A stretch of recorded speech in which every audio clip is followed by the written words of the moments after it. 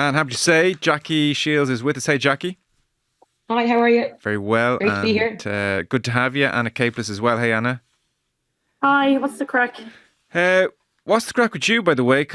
There's a kind of wanderlust aspect to your career, and you were enjoying your last season, or planned to be last season over in La Rochelle, and nasty concussion in January, and it's proving nasty. Yeah, yeah, I'm still out of action. I haven't played since then, so still in recovery mode. It was kind of against the clock to recover before the end of the season because I was going to retire at the end of the season, and now I don't know. I'm kind of go from one day to the next. Like this last week now was the first time I was able to actually kind of get back to training. I'm not fully 100% yet, but there is a little bit more hope that I had. So I kind of was like, no, I'm done. Like, that's it. I can't, I'm not going to play again. But now I'm a little bit between two minds. Let's see. I'm feeling good. I'm feeling better, but I'm still not 100%. So it's been a long, drawn out one, which was so close to the end. But yeah, who knows? I don't know. I don't know what's happening next. So let's see. Had you a history of concussion problems down the years? No, I'm lucky that I hadn't. I had a few short ones, and that I was kind of careful about and monitored about, and so I never had anything like this before, which is I'm very lucky, and I'm very, very kind of disappointed to have, been pipped by it at the final post. So let's see, but I am lucky not to have a history of it. And are the symptoms just when you're moving or running and the blood is pumping, or is it infringing on daily life as well? Oh no, very much was infringing on daily life.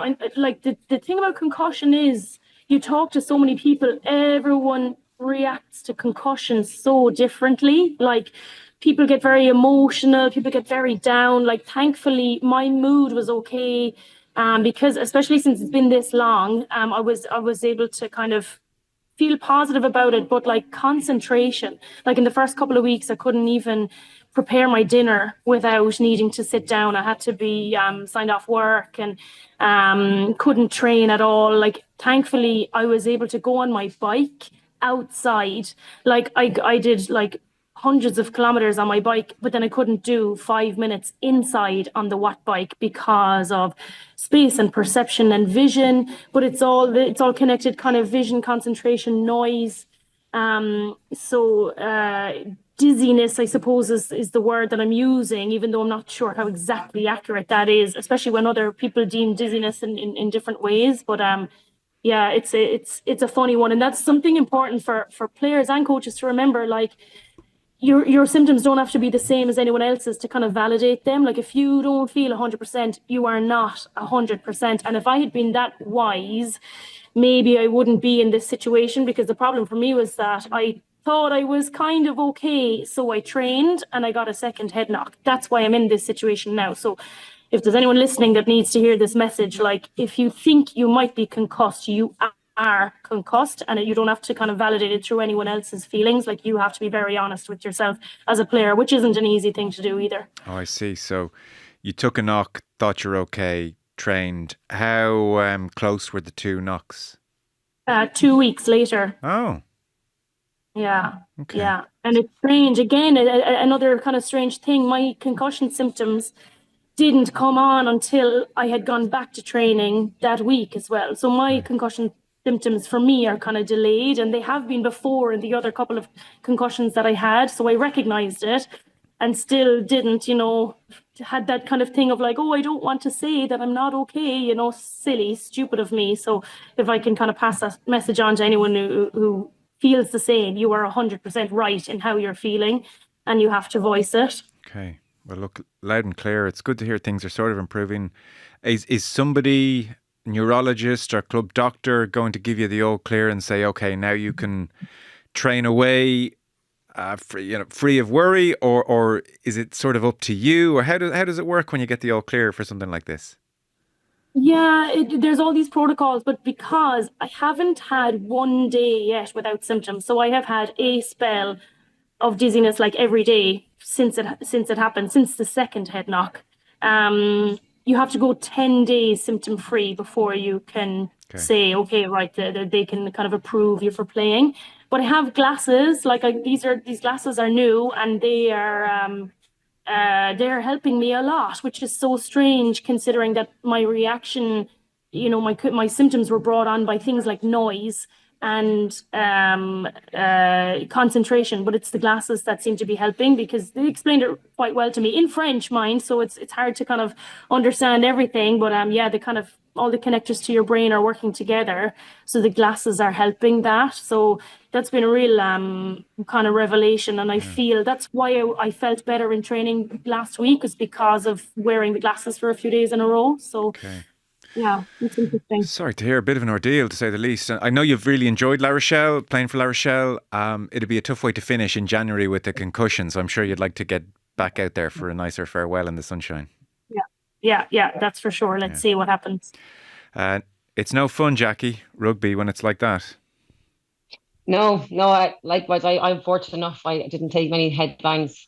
Maybe I didn't go into enough contact, but I was lucky I avoided the concussions as well. But I have heard horror stories, so I wish Anna a speedy recovery there. Yeah, best of luck, Anna. Hopefully things work out okay with that. We are here to discuss Six Nations, Women's Six Nations. So just to recap for people who haven't been following it in great depth, Ireland started off against France, and 15-27 did not represent the flow of that game. Dana O'Brien had a kick with about 67 minutes in the clock to get level. And unlike her and unlike subsequent games, she missed it, and then France pulled away. So that was a kind of disappointing start, albeit much improved Irish performance. And then we had the win in Parma, 54-12, which really backed up this growing sense that things have improved. Ireland 5, England 29. England are England, but that was respectable for sure. And Ireland took the lead in that game and poked the bear, and then England did what they do. And then at the weekend just gone, Wales 14, Ireland 40. And so one more game to go, Scotland against Ireland, 2:30, Hive Stadium. This would be, if Ireland were to win it, the first time they've won 3 games in the Six Nations since 2020. I suppose it's another, and we'll get into the particulars of the game. Like, I know Scott Bemand said that he didn't feel Ireland played especially well against Wales. He said it's a weird disappointment. We feel like we left points out there, and they scored 40 of them. This Six Nations campaign, Jackie, has just underlined and reassured that what we saw last year is real, and this is going in the right direction. And I guess 40 points against Wales, dispatch of them, that kind of it's another example that things are going in the right direction. Yeah, like, I suppose looking into this year's Six Nations, we always kind of say France and England are above us, and then it's kind of the best of the rest, kind of the 4 teams. But I think we've put ourselves well above the rest. And on reflection, I would say the biggest disappointment, as long as Sunday or Saturday goes to plan, would be the French game. I think they maybe that's the one day Leroux, they were very close to France. It was a mistake from that game. You kind of wonder, had the order of games gone slightly different, if we had met France a little bit further down the line, would it have been a very different result? But, really positive first half against England. All that game really showed was the depth that England have. Like, when you can bring players like Sarah Byrne on the bench and Holly Aitkenson off the bench, that's the difference. And that's what England are doing. They're blooding players in preparation for the World Cup. But that first half that Ireland played, the defence was exceptional. Getting a try was really, really positive. But it's just the second half. As a country, we'll be disappointed with that. But I know Scott was disappointed as well. And I actually agree with him on the Welsh game. I know I sat and watched it on Easter Sunday there, and just wasn't what I was expecting. Like, yeah, they won really well and they scored really good tries, but a lot of errors, and that's the difference. Those errors will be punished by the likes of France, will be punished by the likes of England, and will be punished by the likes of New Zealand in the World Cup. You can make those errors against Wales and probably not get punished. I think we missed touch 3 or 4 times. Those things, they're the difference between getting those scores or getting those results against the big teams. And unfortunately, we didn't do that against France. But Scott's a real man for the detail, and he'll make sure he identifies that, and hopefully those mistakes won't happen again at the weekend. Yeah, they cited the breakdown as well in the first half has been very messy. It's funny, even you mentioned something like the just the errors and the mistakes and the missed touches. Like an overwhelming memory, Jackie, from the French game are those missed touches, and led directly to French tries. I think Stacey flooded 2 of them and under not much pressure either. And it's funny you mentioned that, because I was watching the Italy France game, and Italy were within 1 point of France with 10 minutes to go, and 2 kicks again. And when you're playing the likes of France, who are pure jouet, and England as well to a degree, that will play off anything, especially with a back two like they have, that's the difference between getting into the top two in the Six Nations, or getting into a quarterfinal, semi-final in the World Cup. So look, it's you don't want to be making mistakes. You don't want to be picking out players, because no one does it deliberately. I was an out half myself for 12 at times, and you're obviously looking to kick the touch and the pressure or whatever. Like, you're trying to get those extra meters to give the line out a better position. But it's just, they're errors we can't afford to make against the big teams. So, Anna, we're all seeing the improvement with our own eyes, but lots of mistakes and errors and room for improvement in there too, is the general sense. Yeah, it's funny, like, I agree with, like, a lot of the points that Jackie's brought up there are all in my notes from the last couple of weeks, and things about, like, France turning up like that to Italy, and Italy nearly having a go at them. Like, I'm sure the Irish girls would have been watching it being like, oh, I wish that was us in that position. We would have been able to take them. Like, but it's funny. One of my notes from, like, the beginning of before the tournament was, do results matter? That was one of the questions I had written down. And, like, on reflection, and even at the time, it was a little bit like, in a World Cup year, like, the results, not really. I feel like the message to France and to England matters, because you're teeing yourself up for what's coming down the line. So let's see, you got it all right, and you were able to beat France. That's a strong message. But if you can't, were you able to get under their skin regardless? And, like, at least that, and that is definitely true for both of those cases,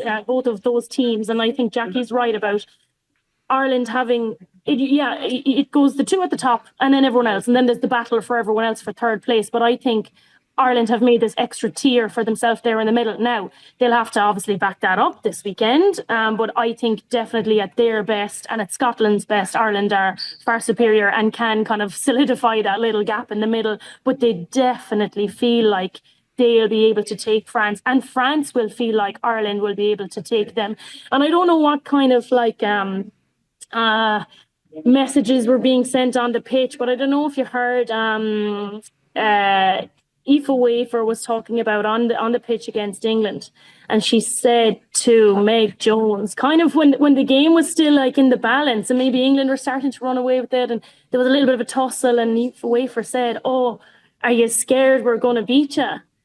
And I just thought it was an amazing, like, message. I don't know, Jackie, what you were like with the trash talk, but I just thought it was an amazing little, like, message to get in there while you have the chance. Like, send those messages. If you can't get the results on paper, how are you making the other team feel? And I just think even though they couldn't get those results against France, especially, they've definitely sent those messages that, like, we're coming for you. Yeah. Do you buy that, Jackie? Have they sent those messages?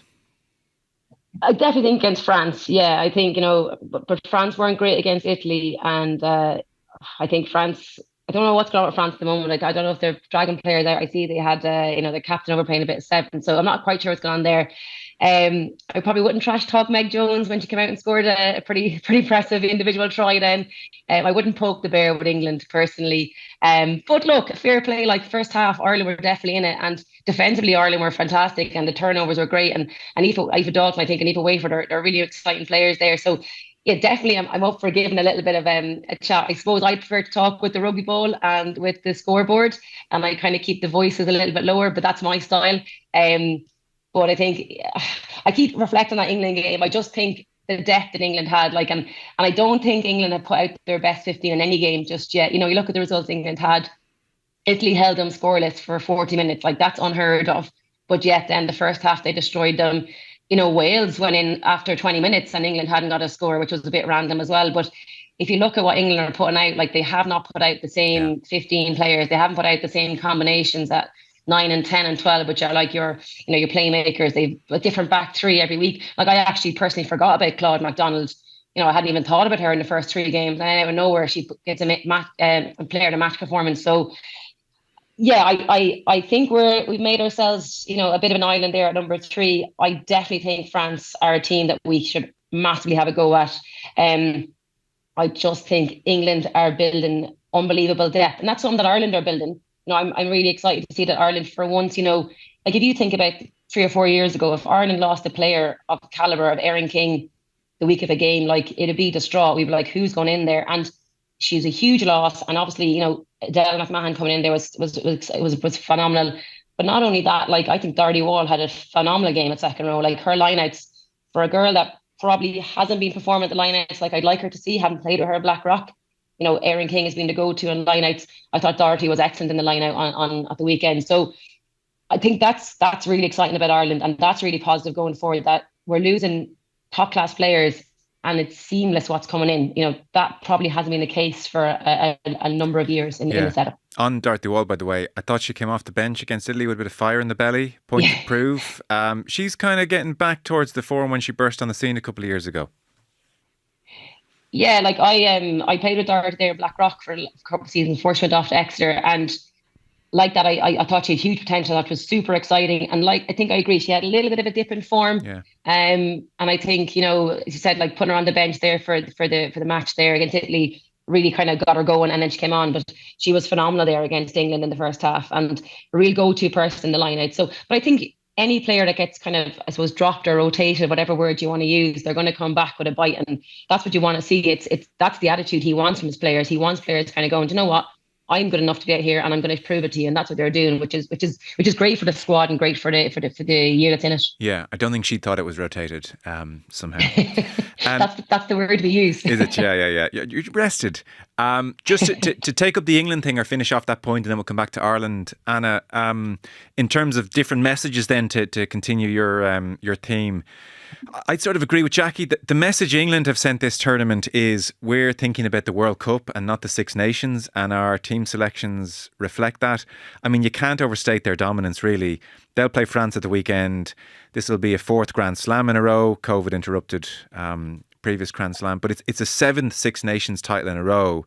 Like, I think the days of us talking about it's the big two, that's not even how we have to frame this tournament anymore. It's England are miles in front. They'll generally beat France. They'll probably win 8, 9, 10 Six Nations in a row. France don't look to be going in a brilliant direction. It's England, and now it's can Ireland close the gap on France? But I mean, there is an England problem with this tournament. This tournament would be brilliant if England weren't in it. Like, they're kind of ruining it a touch, Anna. They're too good, and I don't know how anyone closes the gap on them anytime soon.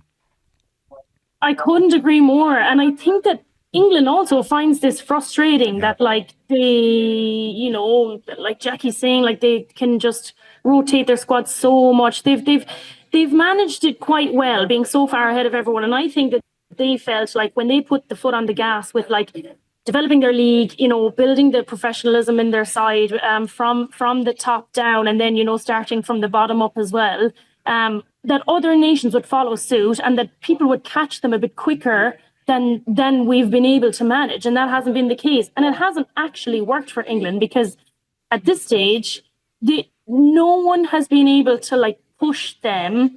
And now, like I talk about that Aoife Wafer message, like I don't think there's a case there now that England are like, oh God, we're going to turn up and Aoife Wafer is going to appearing in all their nightmares. I don't think that's the case. I just kind of really liked that, like she was ballsy enough to say it. I think though that England, as good as they are, and we talk about the World Cup final, and a lot of people will say that the red card in the World Cup final is what lost it for England. But I would have said England could beat any country in the world with 14 players. Like, no problem. Like, that's how good they were. The problem for them is no one puts them under huge pressure. So then when the pressure does come on, like in a World Cup final, in a home World Cup final for New Zealand, they didn't know what to do, and there were changes made and there were decisions being made that were so un-England like in that final, and it cost them. Actually being this dominant has cost them. I think they've learned a lot from that. I think they have learned a lot from that last experience at the World Cup and coming into their own home World Cup. I remember because I was playing over there at the time, kind of in the years leading up to that, and I know that 3 years out from that, a ball would go down on the ground in training in England camp, and the reference would be like, this isn't going to win us a World Cup. That was kind of how focused they were on like a step that was like they hadn't even got to yet, So I know that they've learned a lot from that. They seem to have like a completely different approach this time round. It's a home World Cup. They need to figure out how to get the best out of themselves because other teams aren't pushing them enough. Canada is the only one that kind of was able to push them to get the best out of themselves. The other thing is they're enjoying playing so much that they're able to kind of run away with it in that last half an hour, 20 minutes, like we see in every Six Nations game, and they're really enjoying it. But then when they really start to sweat, do they know what to do? And to only be put under that pressure in a World Cup final, that's not good enough prep. So that's really difficult for them to try and figure out. Yeah. Jackie, as for the tournament, I mean, you can watch it through Irish eyes, and that's what we're doing. But it is when you think of the parallel with the men's, where it's so competitive and anyone can beat anyone on a given day, give or take. It's maybe fallen back a touch in the last year or two.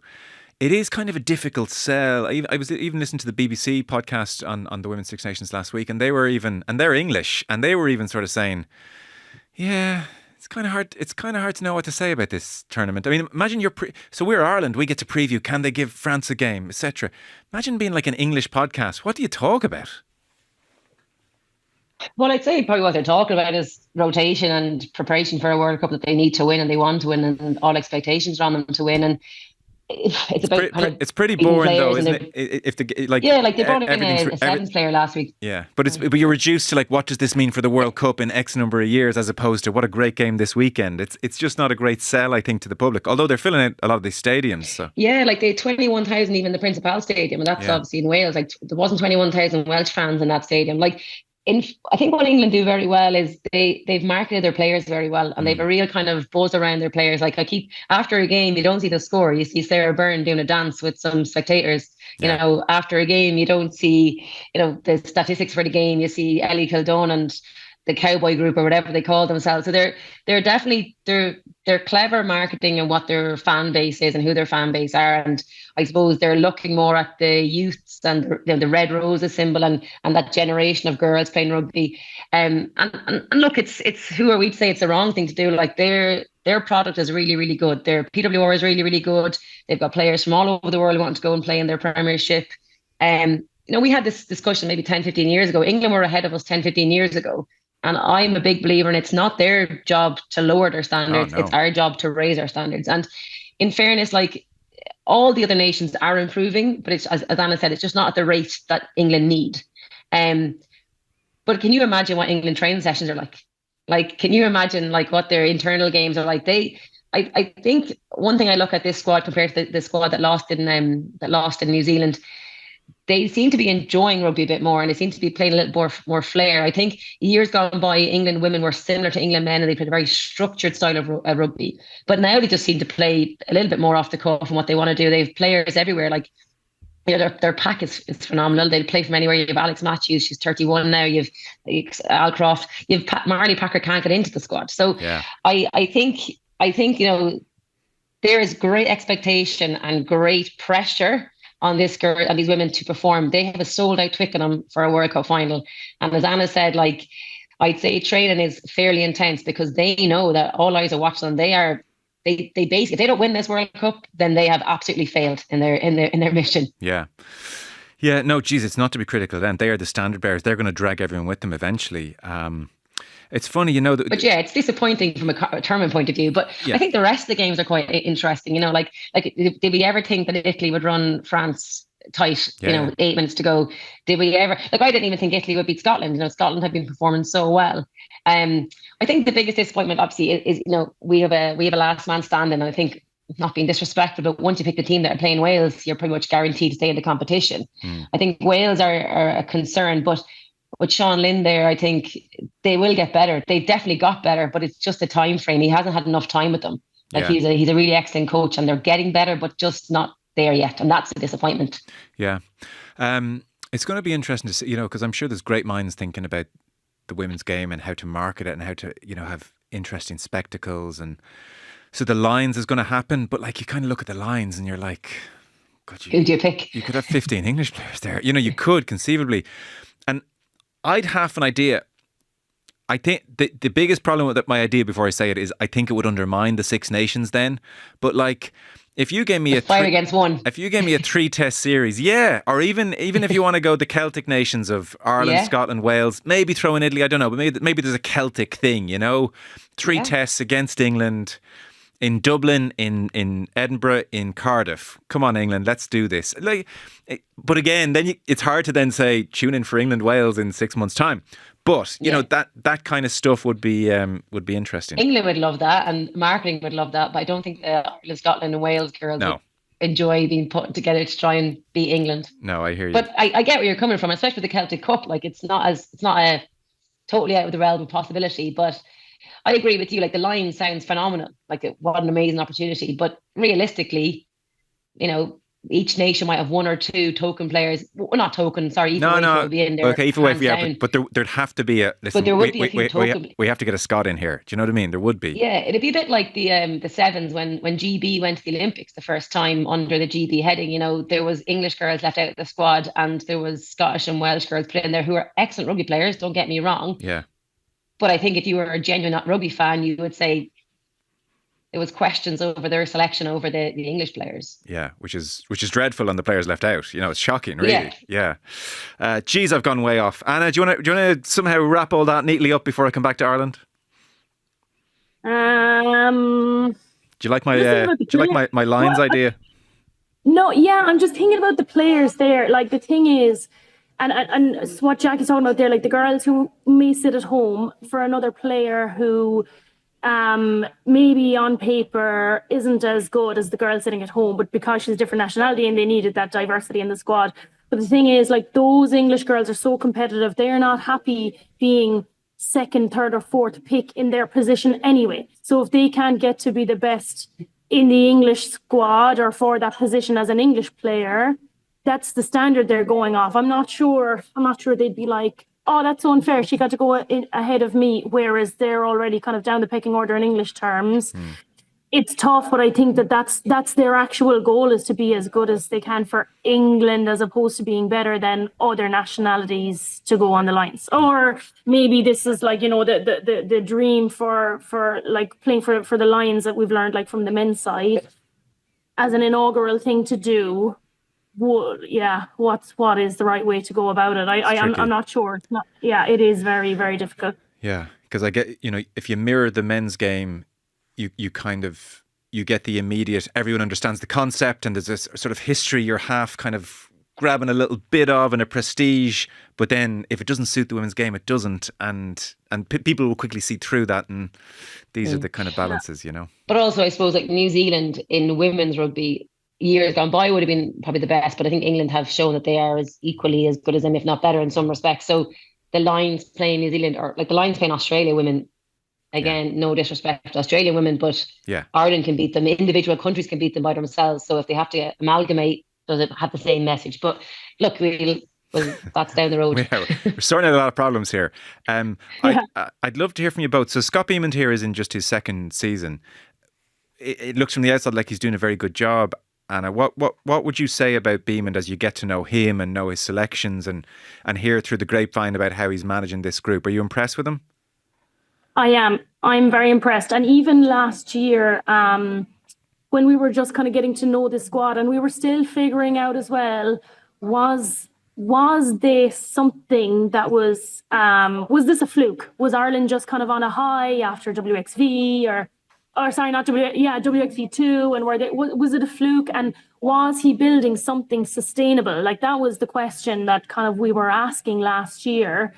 And I went to Le Mans last year to watch Ireland-France, and after the game, so this might seem like just such a small little detail, but I was so impressed with it. As a former player, I was so impressed with usually the substitutes and the travelling reserves. Now, in my day, which isn't long ago, the travelling reserves, you'd have one travelling reserve that came, but there was like 5-6 travelling reserves that came with the squad. So basically, if you were in the training squad, you would come anyway to take part in trainings and have numbers on away trips. That was normal for training at home, but this was obviously an expense, like further the expense to like make it a bigger travelling squad to have better quality trainings while you were on your away trips. And after that game in France, there was just a bunch of players doing their catch-up fitness. So if you don't play your full 80 minutes, you've got to kind of, catch up on that because you've done all the carb loading. So you have to burn off that energy, and you need that kind of the miles in your legs anyway. Usually it's just a running straight. It's very boring. It's absolute torture.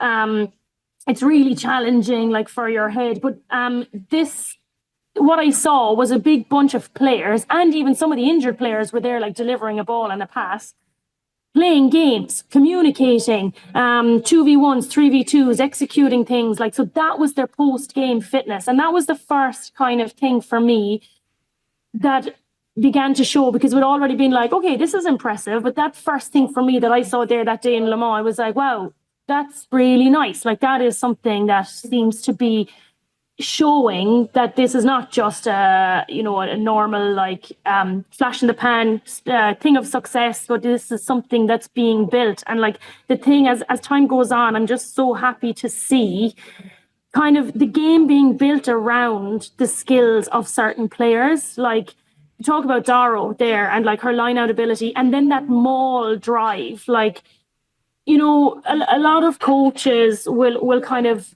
want a ready-made product to just kind of show up and like slot into whatever visions they have. He is arranging his visions around the players that he has, and that for me is amazing. Like, look at Dan O'Brien. Like, where would you get like a kicker like that, who's just being like so like lifted up and facilitated? And I think in the past, if we had a kicker like that, there'd be almost fear around them, and like, you have to guide them to make sure you're getting the best out of them. Like, he's giving her a platform, and those mistakes we're talking about, that she'll have been disappointed with. Like, he talks so positively about them after games. He seems to know them so well, really backing them up if they have made an error, showing that he trusts them.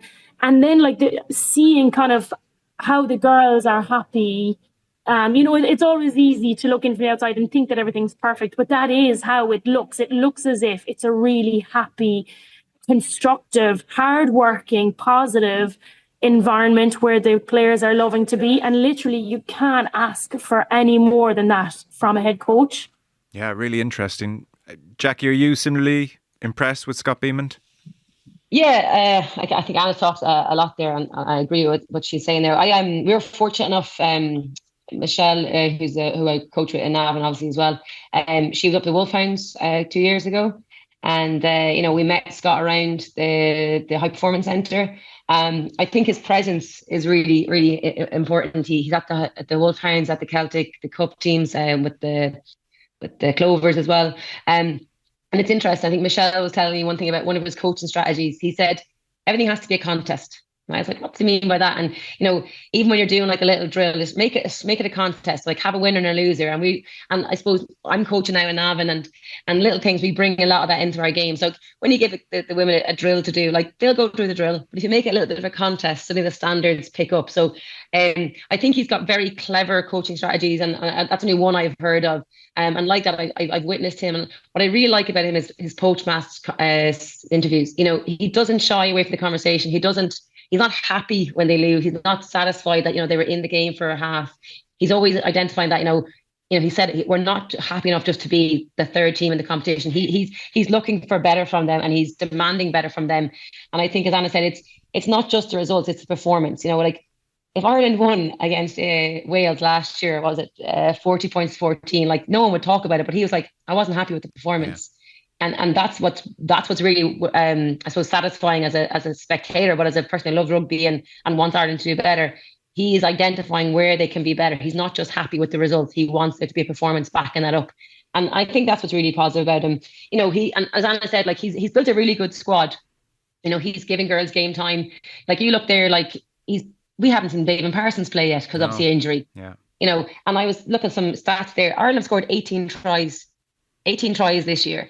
There was years gone by where our top try scorer was penalty tries. That was the reality of it. We had Six Nations there once. A couple of years, Jackie, you couldn't imagine Ireland even scoring a try. You just didn't see how it was going to come. We had Six Nations. I think we had more penalty tries than anything else. Whereas this year, like, Aoife Wafer, she's a try score machine, but she had two, and you had Dara getting two, and then Anna McGann getting 3. And if the wingers are scoring tries, that means the ball's getting to the wing. And that's really rewarding as a rugby coach. So, to score 18 tries, and that's in line with France. Yeah. We're at the same source.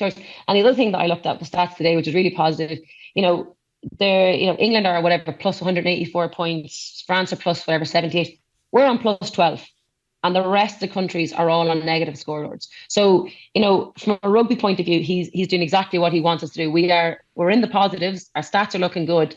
And he's identifying where we can get better. And that's all you can ask for in a coach. Someone that he's demanding what we're getting, and he still wants better from us. Okay, that's really positive. Oh, it's great. God, it was miserable talking about this team for a few years. This is just so much nicer. And by the way, Aoife Wafer, keep up the sledging. She is joint top try scorer in the competition with Ellie Kildoon and Abby Dow. So have a bit of that, England, says Aoife Wafer. Yeah. See, then you can trash talk. You can definitely trash talk if you are top try scorer for your country and joint top scorer with a full back and a winger. Yeah. Come on, that's incredible. Yeah. The World Player of the Year and Aoife Wafer. She can trash talk all she wants. She's some player, isn't she? I mean, she's the real deal. Yeah. She, and again, blessed enough to have played with her in Blackrock for her first season. I think I met her when she was 18, and I was like, this girl is going to be unbelievable. But what I really like about Aoife, she's very down to earth. She came out to the club there one day, and she just loves rugby. You can just see it. She loves playing, loves getting on the ball, loves confrontation. She puts her body places where other people wouldn't put anything. But I just think you can just see that she absolutely is thriving, and she's thriving under that management, as Anna said. But I think in the environment, they're allowed to be who they want to be. They're allowed to talk to their fans after their game. They're allowed to take pictures. I was laughing there at Cork, those young girls going, "Can I have your jersey?" And I was standing next to a girl called Caroline Mahan, who I played with in 2010. And we were like, Jeannie Mac, back in 2010, you couldn't give away anything because you needed it for the next game. Yeah. And there they were. The girls were handing their jerseys over. And I was laughing. I think Dorothy gave her jersey to a girl, and the girl gave her jersey back. And Dorothy was standing in the middle of the pitch, and the dad of the girl says, "Will you give her a shout? That's part of your kit for the weekend." So the girl had given away her club jersey. It was just, these things are magical, and that's what you want. You want there to be a real buzz around women's rugby in this country, and there finally is, because they're performing on the pitch, they're accessible off the pitch, and they're enjoying what they're doing. Yeah. So Scotland on Saturday, and you'd make Ireland favourites, and so hopefully they can really rubber stamp everything that we're talking about. I had just one email in to finish on, if I could read it to you and get your thoughts on it. I thought it was very interesting. It came into Indo Sport podcast at independent.ie. The subject line was girls' involvement in rugby, and it was written by Gav, and he said, "Lads, just had to mail in with a few points on the Women's Six Nations. My 2 daughters, 8 years old, 5 years old, play in a Dublin club, and I coach them as well. It's fantastic. One of their main coaches plays for Leinster in Ireland and gladly offers their time up every Sunday morning to the girls. I have tried repeatedly for years to grow the numbers in the club, but I am met with one huge barrier every time. Mothers tell me their daughters cannot possibly play such a violent sport as rugby. Yet they have no problem that their sons play it. The girls that do play also play soccer, GA, hockey, but they love their rugby. They love the contact aspect. It sets it apart. We've recently taken to holding more sessions with other clubs to ensure bigger numbers, and that works very well."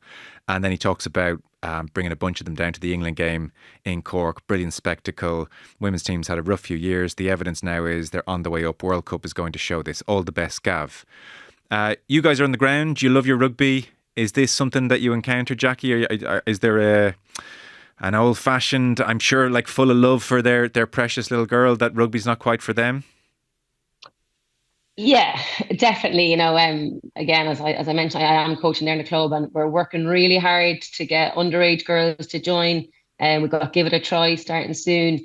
And there is that misconception, isn't it, that it's so violent and so rough. And I think the big message I keep getting to parents is that the good thing about rugby is they're working really hard behind the scenes to make it safer. Obviously, Anna talked about concussion at the start of the session, which doesn't really help in this conversation, but the tackle height at club level has been reduced. So suddenly, you're going from tackling, I suppose, shoulder down to sternum.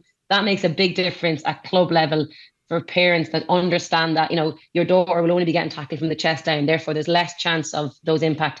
But I think the big reason that parents are concerned is that, and I know this happens in a lot of places, they're kind of thrown into games a bit too early. Right. I think the big thing for girls and youth rugby for me is getting girls and youth training So they learn how to fall safely. They learn how to tackle safely. They're all, once you spend a couple of weeks or months at the fundamentals and then gradually build it into games, I think you'll see less injuries. But probably what happens is you get a phone call from a club saying, oh, we're short a few numbers. Do you want to come play a game? And somebody signs up on a Monday, they play a game on a Saturday. And then because they don't know which side to put their head on or where to put their shoulder, they're coming home and getting injured. And they're the horror stories we hear. Like, I'm a teacher as well. And I know that there's been opportunities where, we've been invited to contact blitzes, and I'm able to coach rugby, but I refuse to enter contact blitzes for certain age groups. We don't have enough time to prepare them properly. So I do think that's played a part in it. But I'll hit on one funny thing you said there. Recently, my wife had a son there. He's 9 months old, and everyone says, will he play rugby? And I kind of say to everybody, if it was a girl, 100%. 100% I'd have her playing rugby if it was a girl. I said, he's a small boy. I said, but when he grows up, unless he's 6 foot tall and built like a brick, I said, I'm not sure if I'll let him play rugby. And that's funny because with my son, I'm not sure if he'll play rugby, but I know if I had a daughter, I'd 100% put her into rugby. I think because in girls rugby, like we always say this, it's every size, every shape, every ability. There is a place for you in a club playing women's rugby. And I think, you'll find a level for yourself. If you are that really, physical, vibrant player, you'll go and play at the top level. And if you're that woman who just enjoys getting out on a Sunday and enjoying rugby for rugby, you'll find a club for your level. Whereas I suppose at male rugby, which is so funny that they don't mind, but I watched some local games there recently, like it's brutal at every age group. They're just physical and they're mad and they're hitting everybody and they're so vicious. You don't really have that as much in the women's rugby at that age group. So yeah, I just think women and parents need to kind of maybe go down to a club, watch a bit of youth rugby and understand that actually there is so much to be learned from club rugby for girls. All those things, body acceptance, getting used to friendships, all that kind of stuff. But just, I suppose, Anna says that the diversity, everybody is welcome in a rugby club.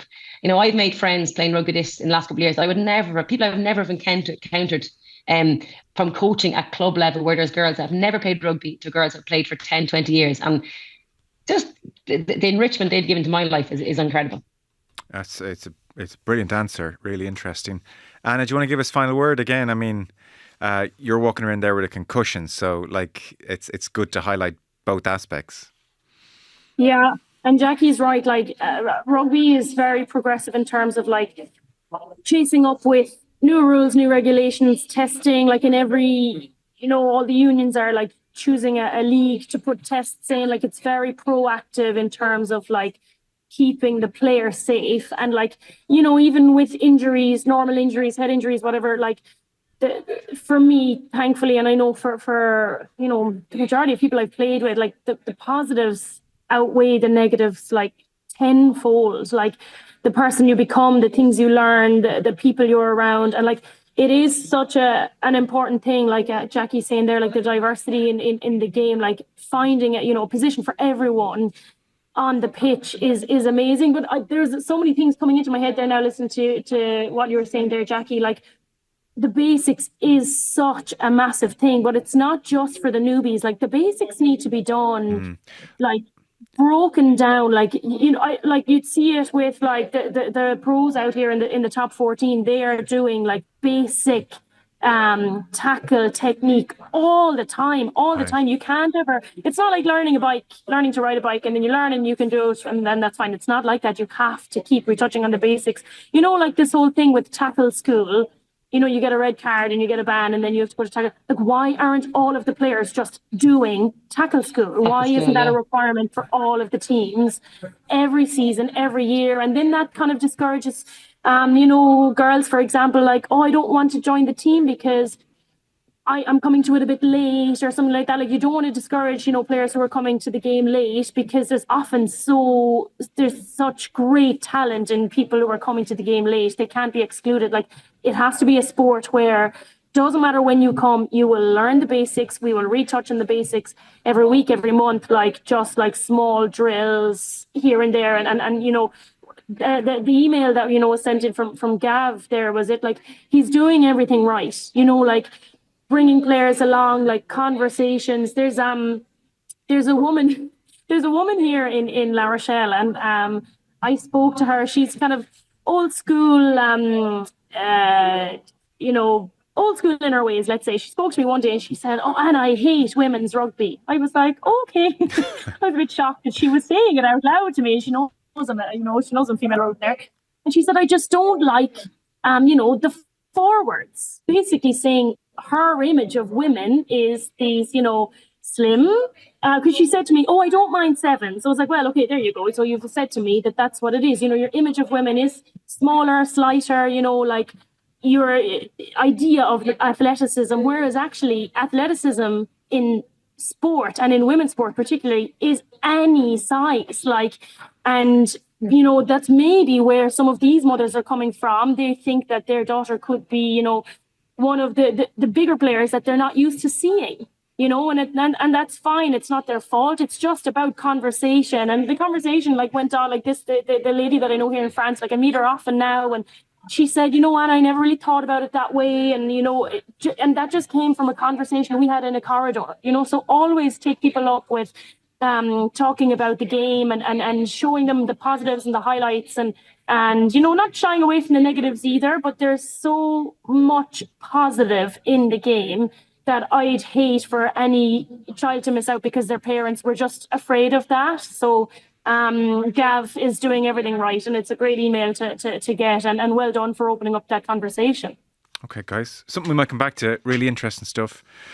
Can I add one thing there? Sorry. Do, Jackie. Yeah, do. Yeah, just funny enough, as you said, Anna, we were at a social there. I'm reliving my youth. One of my players was 21 on Friday, so I got invited to a 21st. It's been a long time since I was at one of them. But I was chatting to two of the girls who only joined rugby this year and last year. And they're two Gaelic girls, and they're like 26, 27, I think. And I said to them, "Do you enjoy the rugby?" And they said, "We love it." And I said, "How do you find it compared to the Gaelic and that?" And they went, "We love it because we're allowed to be big, strong women." They said it's the first game. They both play county or play club Gaelic, and one of them plays camogie as well. And they said it's the first time we're allowed to play a game where actually we're celebrated for being big and strong and not penalised. And I just think, I walked away from that kind of going, well, I've done my job, and if I can find a few more of those big, strong ladies, I'd be very happy. But I just think, and I go back to Gav there, it is hard work. I've been working trying to build numbers in Navan, and it'll take time and it'll take a bit of an army. But once you get one or two out, the message will spread, and you will get more. But fair play to him, and if he wants a game, just give Navan a shout, and I'll help him out with one underage. Very good. Brilliant. Guys, that was super. So we'll see how Ireland go on Saturday and pick it up at some stage, I'm sure, down the track. Anna Capless, Jackie Shiels, brilliant. Thanks, guys.